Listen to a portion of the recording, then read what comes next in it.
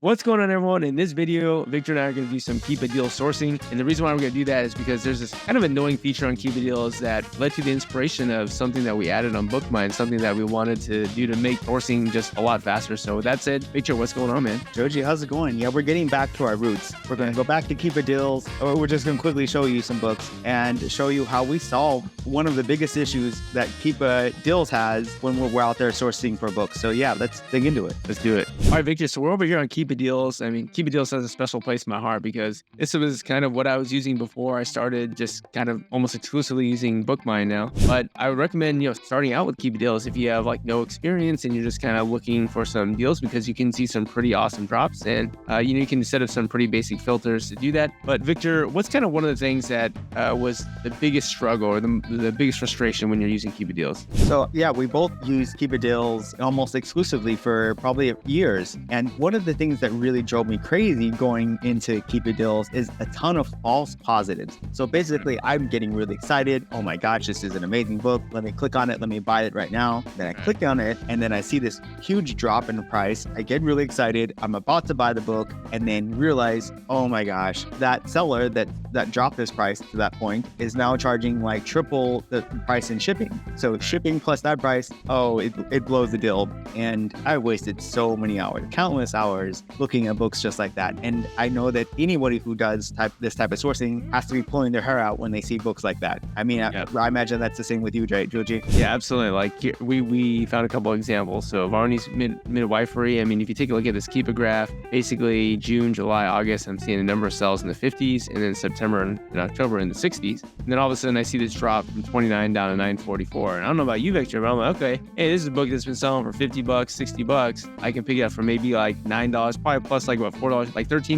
I think that's what I'm exactly thinking. $13. Oh my gosh, 13. I could sell for 50. Let's click on that book. That's gonna be a great. You can even see the buy box is 50. All right, this is gonna be a great book for us to sell. And then you scroll down, and you're like, whoa, wait, what?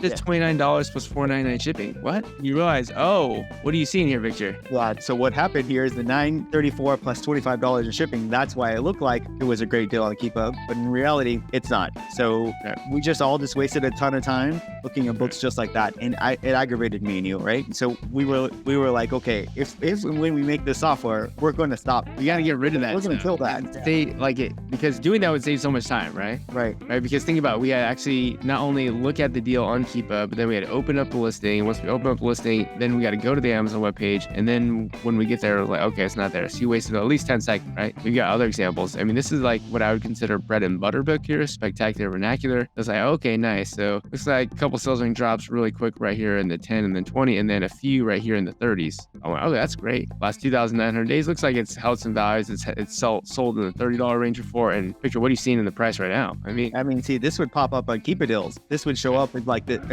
flashing green. Go buy this book because it's, selling in the 30s and now it's like $6. Let's go buy the book. And so, we'd quickly go and look down and we'd find out, the shipping, that seller that's the lowest price is actually the shipping is beyond what, making this deal good. Right. So $5 plus $13.66. It's not like, we're the only ones facing this as well, right? I mean, we even got in Joji's Book Flippers Discord group, Connor saying, does anyone know if there's a way to ban a seller or make it so they stop showing up? I keep finding good deals, but it ends up being the same seller with the high shipping cost. So this is a different seller, and they've got $25 shipping there with $25 for the book plus $29 shipping. I mean, that's gonna ruin the deal, Victor, right? Right. Any book at $29 in shipping is gonna ruin the deal. So right. Yeah. So just to kind of belabor the point a little bit more, here's another book that we found using Keepa Deals. Boom, look at this drop, Victor. $36 all the way down to $5. You're like, bada bing, bada boom, right? This is gonna be a great book. It's selling in the 20s, even selling in the 30s. Then again, you open up the listing, and what do I see right away? A huge amount of shipping. Again,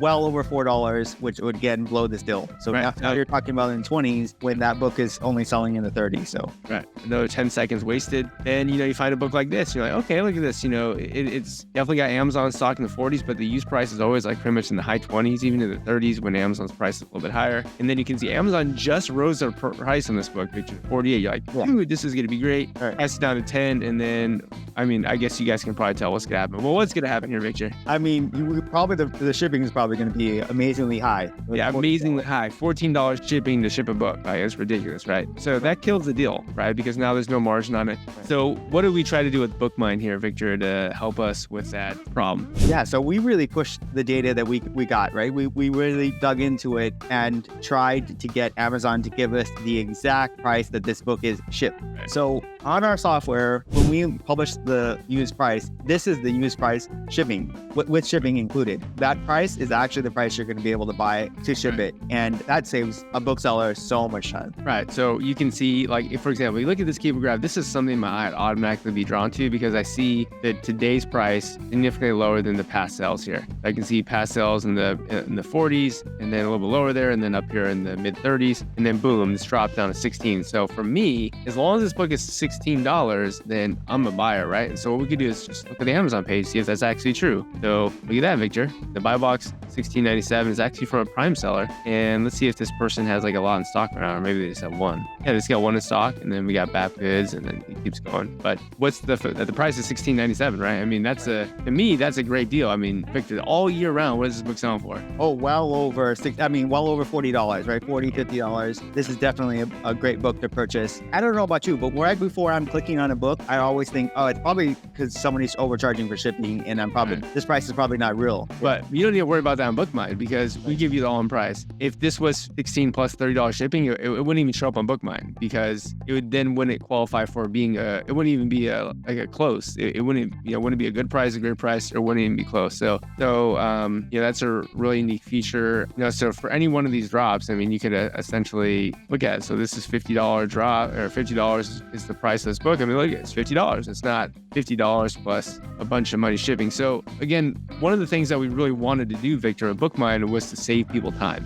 Right. Because I really like to say you either pay in time or you pay in money, right? So, also what you should realize is that Victor and I, when we put together the software, that this isn't free to run. It actually is quite expensive to do what we need to do to get all this data in this way. So that's why it's like, you pay with your time, you pay with your money, and you get to decide which way you want to go. But essentially, all you need to know is anytime you look on BookMine, this all-in price is going to actually be the real price. Is there anything else that we need to really go into? No, I think that used price is what we use to see whether or not the price is good or not. So it's not like we use that and then there's extra shipping or anything like that. No, we look at the price plus shipping and seeing if that's a good price. And if it is, then it shows up on BookMine. Right. Absolutely. Yeah. So there's tons of opportunity with that. Again, it's going to save a lot of time. This is another video, but I think one of the also major value adds is that you can just see the Keepa graph by just scrolling like this. I mean, one of the things that has always annoyed me about Keepa Deals is that you have to hover over each product and it takes like a second for it to load. So that's going to be another video. We'll talk about it, but we just wanted to make these 1% improvements, Victor, right? 1% improvement here, 1% improvement here. Because if you take a lot of 1%, Victor, and you put them together, it's actually like really significant. Yeah, so you're right. Yeah, that's all we got for you guys today. Hope you guys really enjoyed the video. If you guys want to become a BookMine member or you guys want to check out BookMine content, make sure you guys hang out on the BookMine YouTube channel. Make sure you go to the BookMine website. If you're kind of like new to this and you're not really sure, how to read Keepa graphs, then make sure you check out the BookMine Academy, which is absolutely free. That's going to be on our website and also YouTube channel. But other than that, Victor, any closing remarks? I appreciate you guys. Thanks for showing up to another BookMine video. All right, guys. See you in the next one. Bye-bye.